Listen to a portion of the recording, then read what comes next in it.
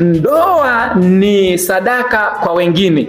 Hii ni sadaka ambayo inauma, kwa sababu huyu mtu ambaye mmekutana naye mkaoana ni mtu ambaye haukuzaliwa naye.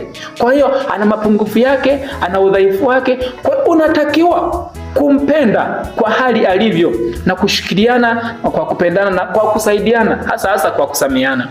Jambo jingine, tunaalikwa siku ya leo kukaa pamoja kama familia, hasa katika sala na kwa mazungumzo. Mazungumzo katika familia ni kitu cha msingi sana. Pale unapoona mwenzako amekosea, kujeni pamoja mzungumze. Tujifunze kutoka kwa Mtakatifu Yosefu, ule upendo wake na unyenyekevu wake.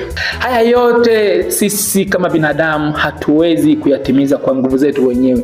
Tunaomba na tunahitaji msaada wa Mwenyezi Mungu, pia kwa kupitia maombezi ya hawa wanafamilia watakatifu Yesu, Maria na Yosefu. Waendelee kutuombea ili kusudi la sisi tuweze kuwa na familia ambazo zina mtazamo mpya, zina mtazamo wa kuishi fadhila za kifamilia kwa kuonyeshana upendo, amani, uvumilivu, kusameheana, na tuendelee kudumisha upendo wa Mungu mwenyewe.